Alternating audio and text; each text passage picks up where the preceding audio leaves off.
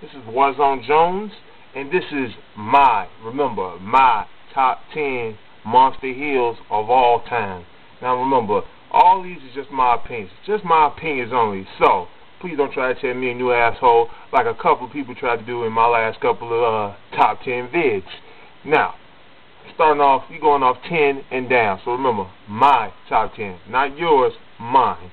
I'm going to start off with Samoa Joe from TNA Wrestling.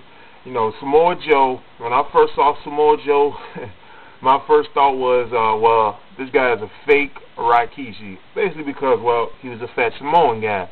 But nonetheless, I found out that this guy was 10 times better than Rikishi, and he was just as good as a guy like Triple H. Matter of fact, even better, Samoa Joe in TNA when he was a heel. If you've seen Samoa Joe as a heel in TNA, you know what I'm talking about. Samoa Joe was fast, strong. He was a monster. He was unstoppable. They booked Samoa Joe like a monster heel. He stayed strong. He was having all these badass, kick-ass matches, and most of all, he looked dominant. He looked unstoppable. So if you don't know what Samoa Joe is, watch TNA. Check him in. Check him out. Type in Samoa Joe, TNA. Samoa Joe is great. He's awesome. You know, he's bad. He's bad. You know, he's bad. He's the man. Samoa Joe. Coming in at number 10 for my top 10 monster heels. Next, going on at number 9, we're going down to Taz. Taz from ECW, who is now in TNA. He was on SmackDown in the WWE as a commentator. Taz was a wrestler. Taz was great on the mic. He was great in the ring. Taz was, he's pretty similar to Samoa Joe, except I would say that he has better mic work than Samoa Joe. But Taz was a great in-ring technician. He was sort of like an MMA fighter, like a lot of the MMA fighter guys now in the UFC. A lot of people compared him to that because of his style. He had a judo style, a brawling style. He can mat work like Kurt Angle. Taz was just a great all-around, skilled wrestler. And if he probably was in like the Attitude Era, like in the WWE or WCW, and he had that type of gimmick, he probably would have actually been a bigger star than what he than what he actually was. But his biggest success was in ECW, and and he was just great on the mic. Period. Taz was great, no matter what anyone says. So if you want to look at Taz's work, his in-ring work, check him out too. Type it in, Taz. It's easy to spell. T-A-Z. He spells it with, I believe it's one G. He spells it with. So Taz coming in at number 9. Coming in at number 8, Bam Bam Bigelow, a guy who Taz had a feud with actually. Bam Bam Bigelow is definitely a monster heel. He's one of the greats. He's just one of the best of all time, period, when it comes to like being a monster heel. I believe Bam Bam Bigelow, he probably has won too many world championships, but he was the ECW world champion. I know that for sure. He was ECW world champion. Matter of fact, pretty much everybody on this list has been a world champion at some point in their career. But Bam Bam Bigelow, he's one of the best big men. Period. He was agile. He was actually pretty fast, for a couple of seconds. Like he'll come at you like a freight train. But Bam Bam Bigelow to me is one of the best monster heels of all time. Period. Coming in at number 8, Bam Bam Bigelow. Now coming in at number 7, Yokozuna. Yokozuna was he was just another good big man. Period. And sadly he had passed away. So rest in peace, Yokozuna. He had passed away a long time ago. Yokozuna, he's a former champion. He's been WWE champion. He's been tag team champions with guys like Owen Hart. Yokozuna, he was, I guess, sort of probably the first, Samoa Joe or the first Rikishi, or whatever you want to call him. They pretty much booked him as a Japanese guy. So I remember I was thinking he was Japanese, but he was really Samoan. But I guess some Samoans, they look like they could be Japanese, Chinese, whatever. But they booked him as that, and Yokozuna had sadly passed away.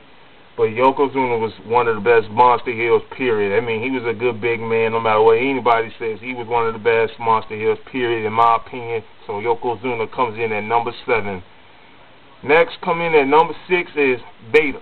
You got Vader. Vader was another good big man. This guy, to be as big as he was, I don't know how much he weighed. He probably weighed 400 pounds. This guy could do a moonsault. A moonsault. I only think a guy like The Undertaker can even do a moonsault. The Undertaker, even like in his prime. But Vader could do a moonsault, and this guy was 400 pounds. He was fat. He wore a mask. Whatever Vader did, everything pretty much worked for him. But Vader is a former 3-time world champion. I believe he pretty much won all his titles in WCW. If I'm not, for sure. If I'm not right, someone correct me. But I know at least I believe he's at least a 3-time world champion. But I've mostly seen Vader in the WWE. And Vader's one of the best of all time too. He wasn't necessarily a great talker, but he was okay. He was okay on the mic. He did a lot of trash talking. He did a lot of brawling. He did a lot of moonsaults, and he was one of the best big men, period. So, as a matter of fact, he's better than a lot of big men today. But Vader coming in at number 6, moving on to number 5, Kane, the big red machine, the big red monster, Kane. Kane, I remember when I first saw Kane, when Kane first came to the WWE, back then it was WWF, the Attitude Era. When Kane first came, his character was golden. His character was actually pretty hot. When his character first arrived, the way they booked him, he lived like a monster. Period. He looked like this unstoppable monster. And at first, he just kept beating not necessarily beating the Undertaker 1, 2, 3, but he kept beating him up. Clearly, everybody was curious what Kane looked like. He had some pretty good storylines. When Kane, the Kane nowadays is not as good as Kane back then. But, Kane is still pretty good. He's still a pretty, decent big man. I just don't think he's as good as a big man as he once was. I don't think he's even in good shape as one. But Kane is still one of the best of all time, despite the fact that he kept losing the Undertaker. But Kane is he's a heel, period. I don't like when they go home, when they try to make him babyface. But Kane is a heel. I don't care what anybody say. He's one of the best monster heels, period, because that's what he is. He's the Monster Kane. ECW champion. He's been the world. I think he's been a world champion, or he's been a WWE champion. So he's at least a 2-time world champion and won, tag team titles and continental titles. But Kane, one of the best big men. So Kane coming in at number 5. Moving on to the Big Show. You got the Big Show. The Big Show. When I first saw him, I'm thinking Andre the Giant. I'm pretty sure when everybody first saw him, if you're around my age, you're probably thinking Andre the Giant, that's what he was. That's pretty much what they pretty much built the Big Show to be, like the next Andre the Giant. Now, he's in the WWE. When he's in WCW, he was just called the Giant, and he had no entrance music. And I found that a little weird. That's the first time I saw a wrestler come out really with no entrance music. I mean, it's not like he's a jobber or anything, but when he was in WCW, he had no entrance music for some strange reason, unless he came out to the NWO music.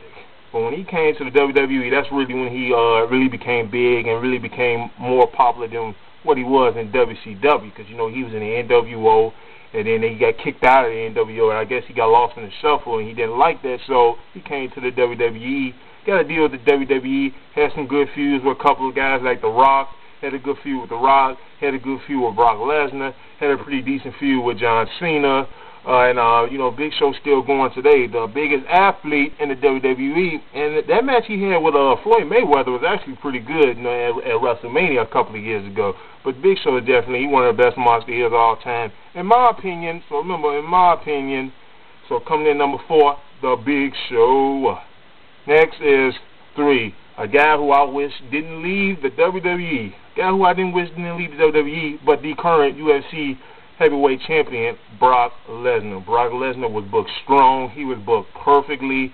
He won the WWE Championship, I think, within, 3 or 4 or maybe 5 or 6 months. He won that WWE Championship in a short period of time. As a matter of fact, Brock Lesnar never even held a mid-card title. Like, he wasn't Intercontinental Champion. He was a United States Champion, but that's okay because he was booked strong anyway. He was booked strong. He was put with Paul Heyman. Paul Heyman helped get Brock Lesnar over like mad crazy. So Brock Lesnar was over.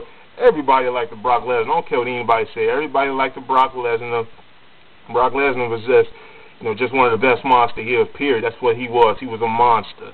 His best run was as a heel. His last match with Goldberg was, well, everybody know that match was garbage, but it was a garbage match. But other than that, he still had he's one of the greatest WWE champions. Period. They don't market him as that, because he's gone, but they need to give him more credit for his WWE championship run. Period, in my opinion.